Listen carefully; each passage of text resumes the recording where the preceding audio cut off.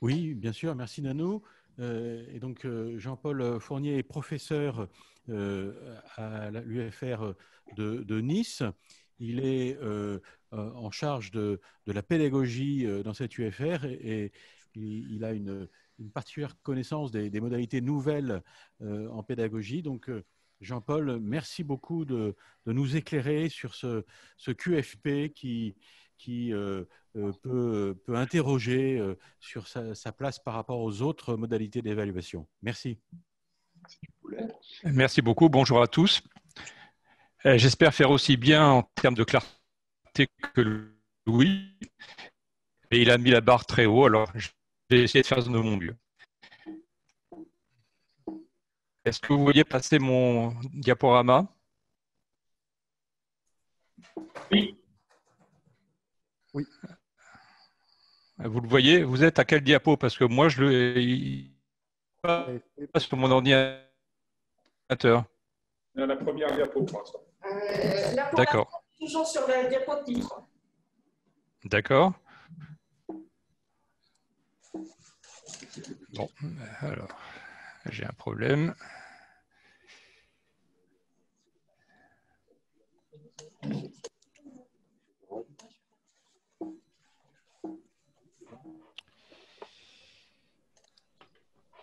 Voilà, j'ai trouvé le bon mot.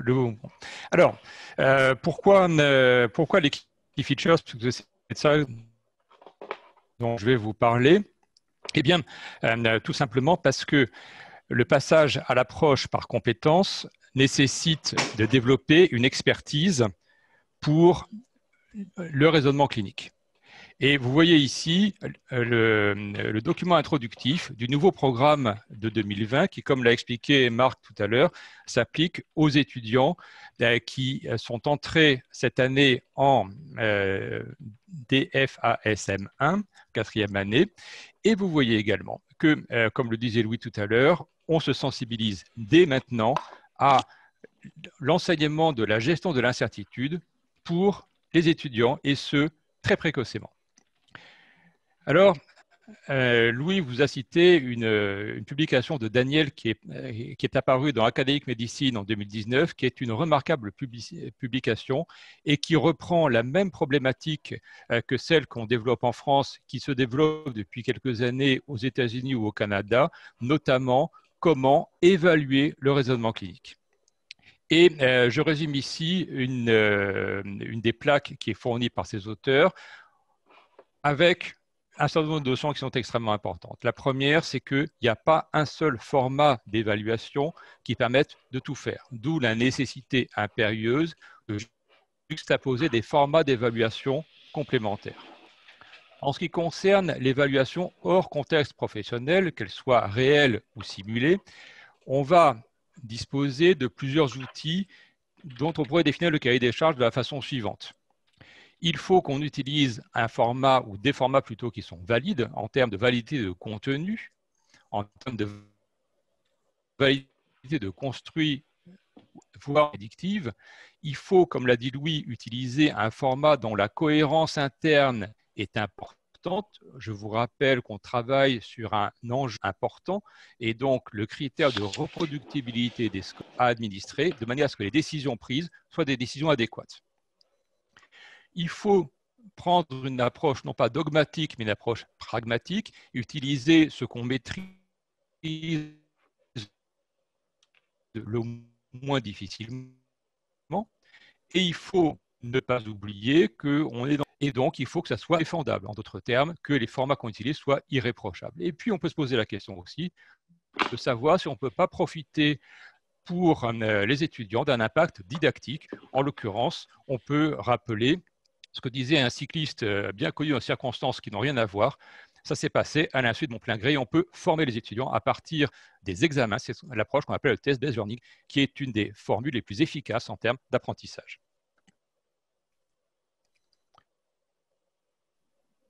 Revoilà le diagramme que vous a montré Louis tout à l'heure. Ces auteurs se sont donc intéressés dans une revue de la littérature exhaustive jusqu'en 2019 aux qualités des formats qu'on pouvait utiliser de façon courante. Je vous parle ici que des formats utilisés hors contexte professionnel. Et je vous ai listé ici 3 formats qui apparaissent surlignés de vert, les key features dont je vais vous parler, les QCM dont Damien vous parlera brillamment tout à l'heure, et les tests de condensé script dont Louis vient de vous parler. Dans cette approche, les défient plusieurs composantes du raisonnement clinique, la collecte d'informations, la génération d'hypothèses, la représentation du problème, l'identification du diagnostic, les arguments en faveur du diagnostic, etc., etc. Il y en a comme ça 7. Et ce diagramme représente de façon numérique et visuelle la performance des différents outils à notre disposition pour obtenir ces différents objectifs. Plus la case est noire, moins le test est performant, ce qui correspond d'ailleurs aux valeurs numériques que vous apercevez. Vous voyez donc que les formats dont on parle aujourd'hui, qu'il s'agisse des key features, des QCM ou des tests de concordance des scripts, sont des formats qui permettent d'approcher ces différents éléments. Et vous voyez que, comme le disait Louis tout à l'heure, comme je confirme, ils n'approchent pas les mêmes éléments au même moment, d'où leur complémentarité. Mais vous voyez également, et c'est les barres rouges verticales, qu'ils présentent quelques lacunes intrinsèques, mais qui peuvent se équilibrer, soit en les construisant mieux, et c'est ce que vous montrera Damien tout à l'heure, soit surtout en les associant. Alors, je dois vous parler du Key Features Problem. Voilà un Key Feature. C'est un programme qui a été développé à la fin des années 90 par les Canadiens pour valider leurs étudiants en fin de curriculum. Toute ressemblance avec ce qu'on est en train de mettre en place n'est évidemment pas du tout fortuite. Je résume, c'est l'identification de points critiques dans la résolution de problèmes concernant des situations courantes. C'est donc exactement ce sur quoi on veut mettre l'accent dans la validation de compétences. Ces points critiques sont les points importants de la prise en charge de telle ou telle pathologie, ou plutôt de telle ou telle présentation du patient. Appelons les choses par leur nom, on parle bien de situation clinique initiale, et c'est l'occasion également de mettre le doigt sur les difficultés des étudiants. Vous avez bien compris qu'on n'est pas dans une logique de sadisme comme le montreraient ces images, mais dans une logique d'apprentissage reposant sur des tests. En d'autres termes, les tests qu'on utilise ne servent pas qu'à évaluer les étudiants, ça sert aussi à leur donner des informations pour progresser. Et vous voyez sur cette image qu'en première analyse, on pourrait dire c'est du sadisme pur et simple, on appuie là où ça fait mal. Mais si vous regardez bien la deuxième image, le personnage rondouillard qui est situé à droite lui dit que finalement, ce n'est pas si terrible que ça. Alors, entrons dans les détails. Une vignette clinique courte, c'est une situation clinique de départ à laquelle on peut rajouter de la biologie, à laquelle on peut rajouter de l'imagerie statique ou dynamique. C'est ensuite 2 ou 3 questions qui se déclinent sous 2 modes, soit des questions à réponse ouverte, toute ressemblance avec les crocs là encore n'est absolument pas due au hasard, ou alors des QCM à partir de soit un menu court, 15 à 25 options de réponse, soit un menu long jusqu'à 500 options de réponse. Vous le croirez ou pas, c'est le short menu qui est préféré par les organisateurs par rapport au long menu. Les questions correspondent aux key features et l'ensemble vignette plus ces 2 ou 3 questions associées correspond à un key features problème, un KFP. L'intérêt d'utiliser un format informatisé, les Canadiens initialement ont travaillé en papier et crayon, c'est que on peut faciliter la partie croc. Avec un appel de la réponse à partir d'un mot-clé qui est entré en texte libre, on peut utiliser un caractère progressif des questions. Comprenez, on valide une question de façon irréversible pour passer à la suivante. Et Marc, vous disiez tout à l'heure qu'on peut très facilement adapter ça à CIDES. On va voir qu'on peut effectivement le faire. En termes de cotation, la cotation automatique simplifie les choses avec pour chaque question, donc chacune des 2 ou 3 questions associées à la vignette, un score de 1 qui est utilisé avec un crédit partiel, c'est-à-dire que si vous attendez 3 ou 4 réponses, vous allez diviser 1 par 3 ou 4 pour chacune des réponses apportées par les étudiants quand elle est correcte. On peut utiliser aussi le 0 si la réponse est inacceptable. On peut sanctionner les étudiants s'ils donnent plus de réponses que celles qui sont attendues.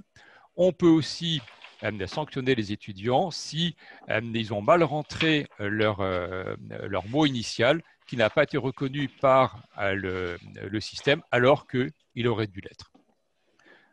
En ce qui concerne la cotation complète, on associe la cotation de chacune des questions pour arriver à un système complet. Ça fonctionne déjà sur CIDES et vous avez ici la séquence ISD. Vous voyez que le KFP apparaît. C'est celui qui apparaît dans la vignette rouge presque à l'extrême droite. On peut utiliser soit des QRM, soit des QRU, soit des crocs. Et quand on rentre les QRM, on en rentre un nombre important. J'ai essayé faire et on en rentre, j'en ai rentré 25 sans difficulté. Toutes les lettres de l'alphabet sont représentées. Ensuite, on passe au AA, AB, etc. Donc, ce format existe déjà, il est déjà utilisé et déjà utilisable. Alors, au niveau praticité, attendez, je vérifie que... Oui, c'est ça. Il me semblait bien que j'avais sauté une diapo. Donc, au niveau praticité, comme pour de rédaction de cliniciens. Louis Vort, un clinicien, c'est vraiment un très très petit groupe. Un groupe qui comporte 2 cliniciens, ça fonctionne bien. Un groupe qui comporte plus de 3 cliniciens, ça discute et ça fonctionne mal. Qu'attendons de ce groupe de cliniciens? Le choix du problème avec, au départ, les grands syndromes, en particulier les situations cliniques de départ. Une intégration dans le curriculum, un blueprint. On rentre là encore dans une notion que Louis a développée et que d'autres développeront après moi. À partir d'où? Jean-Paul? Oui. Jean-Paul, est-ce que tu m'entends? Oui, je t'entends. Est-ce que le son est très haché? Tu as perdu la connexion par rapport à la diapositive que tu commandes. Est-ce que tu peux recommencer, s'il te plaît, tes explications? Oui. Donc, pour les étapes de construction du KFP. D'accord. Est-ce que vous m'entendez mieux là? Est-ce que vous m'entendez? Le son est très haché. On t'entend. Alors, je vais essayer de parler fort. Donc, je vous disais, un groupe de rédaction très limité, 2 cliniciens, c'est l'idéal. Un choix du problème qui concerne des grands syndromes, les situations cliniques de départ s'y prêtent complètement. Un système qui est ciblé sur, bien entendu, les programmes et l'identification des situations importantes, des points importants et des erreurs potentielles des étudiants. Et c'est ainsi qu'on va interroger les étudiants sur l'histoire clinique, l'interprétation des symptômes, la recherche de signes cliniques pertinents, l'interprétation des examens complémentaires, etc., etc. Tout ce qu'on fait habituellement quand on compose des épreuves. La vignette initiale comporte les éléments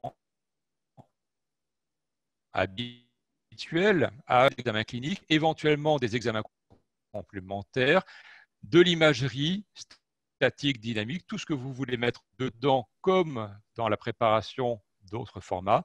Et le point important, on utilise des données brutes, on ne donne pas des données interprétées aux étudiants et de ce fait, on augmente la discrimination de l'épreuve. L'inverse favorise les étudiants les plus faibles et donc diminue la discrimination de l'épreuve. La logique qui nous concerne est bien une logique de classement, d'où l'importance d'avoir des épreuves discriminantes. En ce qui concerne les questions, donc les key features à proprement parler, 2 ou 3 par vignette, c'est le nombre de questions qui permet d'augmenter la généralisabilité des réponses. On attend 1 à 10 réponses, habituellement 3 à 5. On précise le nombre aux étudiants. On peut utiliser donc soit des réponses ouvertes, des crocs, soit des QCM, parmi un choix de réponses plus long que ceux qu'on a l'habitude d'utiliser, plutôt le short menu que le long menu qui me semble irréalisable. En termes de scoring, 1 point par question, donc 3 points ou 2 points par KFP, avec les crédits partiels dont on a parlé tout à l'heure, pas de pondération, c'est du temps perdu et on ne gagne pas en reproductibilité, pas de points négatifs, mais des réponses indispensables ou inacceptables, comme sur CIDES actuellement, ça c'est possible. En ce qui concerne les expériences qu'on a, c'est un format qui est apprécié par les étudiants. C'est un format qui a une validité de construit. Ça marche mieux quand on utilise un langage courant plutôt qu'un langage médical, surtout pour les étudiants les plus faibles. Les Canadiens ont été confrontés aux problèmes linguistiques, que ça soit en français ou en anglais, ça fonctionne de la même façon. Comme le disait Louis tout à l'heure, et comme très peu de formats le font, on identifie pour les étudiants, au sens large du terme, en fonction de leur expérience. Les seniors font mieux que les juniors, qui font mieux que les étudiants. On corrèle significativement ces scores à la réflexion à voix haute, qui est une façon extrêmement intéressante de raisonner. On trouve une corrélation significative, mais faible en termes d'interprétation, pour les formats qui explorent les connaissances pures, comme les QCM, également avec les patients standardisés lors des séances d'ECOS. Point extrêmement intéressant, on corrèle ces résultats avec ceux de la vraie vie, en particulier en termes de risque de malpractice et en particulier avec la performance dans l'éducation thérapeutique. En termes de reproductibilité des scores, la fidélité dont parlait Louis tout à l'heure, 25 à 40 cas, 3 à 4 heures d'épreuve, permettent d'avoir un score de reproductibilité compris entre 0,7 et 0,95, donc idéal pour temps. Si on s'intéresse à l'approche par généralisabilité, là encore, on est d'emblée dans des chiffres tout à fait corrects. Et point intéressant, le score n'est pas influé par le format des questions, on a la même performance qu'on utilise des crocs ou des QCM. Quid des expériences? On a 3 ou 4 études récentes en Europe qui montrent comment ça fonctionne. Ce qu'on voit, c'est que ça fonctionne bien avec les étudiants. Les étudiants jugent que c'est plus difficile que les QCM sur le même domaine. Ils considèrent que les short menus sont plus difficiles que les longs menus. Et, point qui est très intéressant, il y a un impact didactique plus important qu'avec les QCM pour un travail en profondeur et notamment dans 2 études allemandes, le recours aux patients virtuels que les étudiants considéraient comme la ressource pédagogique la plus efficace. En termes de faisabilité, le temps de réponse est de l'ordre de 180 secondes pour un KFP, grosso modo 1 minute pour une question. Et on est très proche de ce qu'on fait avec les QCM, où dans cette étude, ils étaient à 1 minute et demie par QCM. C'est des QCM à contexte riche, type One Best Answer, ceux dont parlait Marc tout à l'heure. En termes d'index de difficulté, les différentes études montrent des résultats similaires. Grosso modo, un index de difficulté adéquat, un index de discrimination également adéquat. Une corrélation significative mais faible avec les autres formats d'épreuves. On mesure pas tout à fait la même chose, même si on explore le même domaine, et des coefficients de Cronbach qui sont dans tous les cas très corrects, avec même peu de questions. Vous voyez que l'expérience du Vendic monte à un coefficient à 0,75 pour 16 cas seulement. Si on devait résumer, on dirait que les key features permettent de focaliser les points importants, les rangs A et les rangs B dont parlait Marc tout à l'heure. On dirait que la validité de contenu est suffisante à condition de disposer de suffisamment de questions, donc de suffisamment de temps d'examen. On dirait que la fidélité est correcte par unité de temps et donc on peut utiliser ce format pour des examens dont l'enjeu est important. On dirait qu'on peut explorer des multiples facettes de la compétence en matière de raisonnement clinique, que les moyens modernes nous donnent la possibilité d'utiliser des formats attrayant pour la construction et pour l'utilisation. On peut l'utiliser à grande échelle. On peut l'utiliser pour une administration informatisée pour le DN. On a une validité de construit qui est satisfaisante. On a un impact éducatif potentiel à voir. C'est un format qu'on ne sort pas du chapeau. C'est un format qui est déjà largement utilisé au Canada et en Australie notamment. Et nos voisins allemands l'utilisent également. Et on peut disposer d'ores et déjà d'une plateforme qui permet de l'utiliser. On a peu d'expérience, c'est vrai. Est-ce que c'est difficile à préparer? Pas plus. Le système dont on dispose vous permet de la correction automatique des crocs, mais c'est laborieux. Ce qui ne séduit pas beaucoup les étudiants allemands, mais c'est à voir. En conclusion, je dirais qu'aucun format ne peut tout faire. Il y a donc la nécessité impérieuse d'utiliser plusieurs formats complémentaires. Ce qu'on sait, c'est que les QCM bien construits permettent d'identifier les étudiants en fonction de leur niveau d'apprentissage. Autrement dit, c'est bien un outil d'appréciation des compétences. On voit que avec les QCM bien construits, ce que vous redira Damien tout à l'heure, que les étudiants qui font des erreurs sur les QCM feront les erreurs avec les vrais patients, en particulier quand les étudiants répondent au hasard sans être certains de leur réponse. Les QCM représentent l'aboutissement du raisonnement en termes de prise de décision. Les options des QCM, des Key Features et TCS correspondent bien à la phase d'intuition dont parlait Louis tout à l'heure. On mesure le cheminement avec le TCS et on mesure l'aboutissement avec les Key Features ou avec les QCM. Et les formes les plus évoluées de QCM permettent la représentation du problème, contrairement à ce que donne la revue de Daniel, et on peut mesurer le cheminement clinique en identifiant notamment des informations pertinentes qui correspondent à la taxonomie 4 de Bloom. Les Key Features permettent une approche en profondeur avec un impact didactique, et Key Features et QCM à contexte riche sont effectivement prédicteurs de la performance des futurs internes. Là encore, c'est documenté dans la littérature. Je vous remercie de votre attention.